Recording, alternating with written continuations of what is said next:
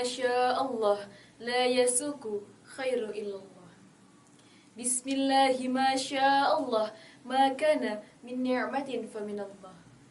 Bismillahi Allah la hawla wa la quwwata illa billahil aliyyil azim. Alhamdulillahi rabbil alamin.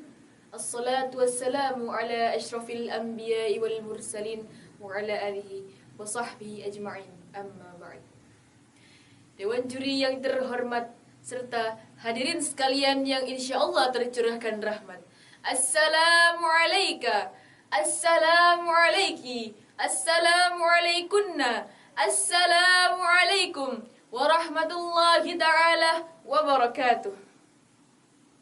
Pertama-tama, yang paling utama dan diutamakan oleh para alim ulama, marilah kita panjatkan puja dan puji syukur kehadirat Allah Subhanahu wa ta'ala yang telah memberikan kita beribu-ribu karunia dan kenikmatan sehingga kita dapat bermuajahah, bertatap muka, berkedip mata, seia sekata, seiring seirama, senada dengan nada-nada cinta.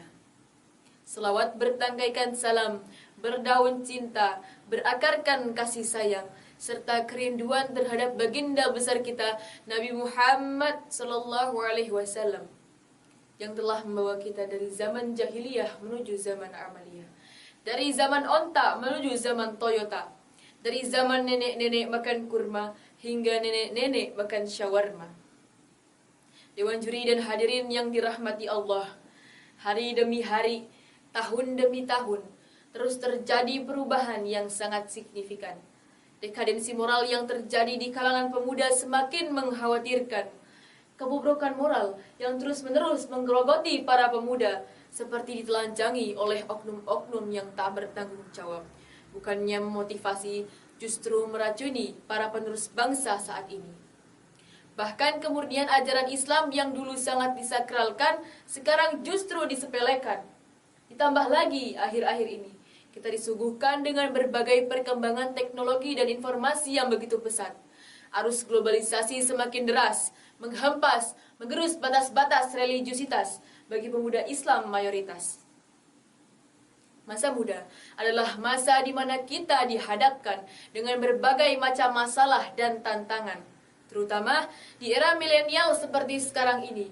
Era menjamurnya berbagai media komunikasi yang memberikan dampak positif di satu sisi, namun di sisi lain justru menyebabkan penyakit adaptasi yang melahirkan dehumanisasi, demoralisasi, dan despiritualisasi.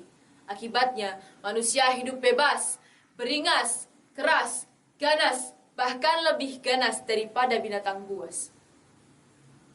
Contohnya dapat kita lihat pemuda zaman sekarang yang cenderung menerima unsur-unsur asing tanpa mempertimbangkan dampaknya. Ketika orang-orang berjudi, remaja dan pemuda kita terlena dengan permainan gaplek dan remi. Ketika orang-orang tinggal arak, remaja dan pemuda kita terlena dengan tuak. Na'udzubillahi min dzalik. Di tengah tantangan global ini, sebagai negara dengan penduduk muslim terbesar di muka bumi yang memiliki banyak pemuda-pemudi Islami, Indonesia memiliki tanggung jawab untuk menyerukan ajaran Islam, menyemarakan dakwah dengan akhlakul karimah tanpa lelah. Berlandaskan pada Quran surat Ali Imran ayat 104 yang berbunyi, "Wal takum minkum ummatun yad'una ilal khairi wa ya'muruna bil ma'ruf wa yanhauna 'anil munkar wa ulaika humul muflihun." Baik, ayuhai syabab, Walisnat Tahkim rahimahullah, Syekh Muhammad bin Shalih Al-Utsaimin berkata, sesungguhnya sebab-sebab yang mendukung terjadinya penyimpangan dan masalah di kalangan para pemuda sangatlah banyak dan bermacam-macam. Karena manusia di masa remaja akan mengalami pertumbuhan pada fisik, akal, dan pikirannya.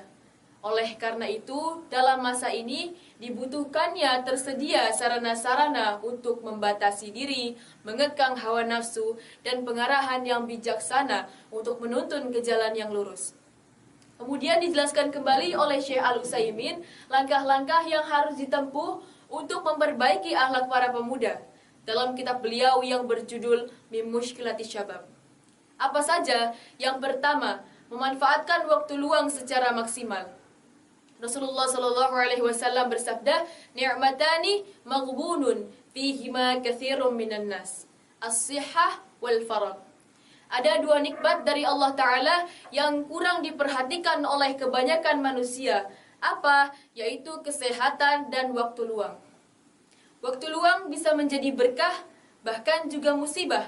Hal ini karena jika waktu luang disia-siakan, maka pikiran akan beku, akalnya akan buntu, dan hatinya tak menentu. Sehingga dirinya akan dikuasai bisikan buruk yang memunculkan pemikiran buruk, sehingga dapat melahirkan pemikiran buruk. Na'udzubillahi min dzalik. Lalu, apa yang dapat kita lakukan untuk mengatasi hal yang demikian? Hendaknya seorang pemuda berupaya untuk menggunakan waktu luang dan mengisinya dengan kegiatan yang produktif, efektif, dan penuh inisiatif. Kemudian yang kedua, memilih lingkungan dan teman bergaul yang baik. Yang ketiga, mendalami ilmu agama. Yang keempat, memilih sumber bacaan yang baik dan bermanfaat. Yang kelima, senantiasa mentaati perintah Allah dan menjauhi larangannya. Yang keenam, dakwah bil hikmah. Yang ketujuh, berkumpul dengan orang-orang soleh dan dekat dengan para ulama. Dewan juri dan hadirin yang dirahmati Allah. Oleh karena itu, marilah kita sebagai pemuda dengan semangat dan tekad yang kuat mengambil peran aktif dalam menghadapi segala tantangan zaman. Bersama kita menjadi agen perubahan yang membawa kemajuan dan kesejahteraan bagi generasi ke depan. Mungkin hanya ini yang bisa saya sampaikan. Akhirul qawli hadza astaghfirullah wa lakum. Summa assalamu alaikum warahmatullahi taala wabarakatuh.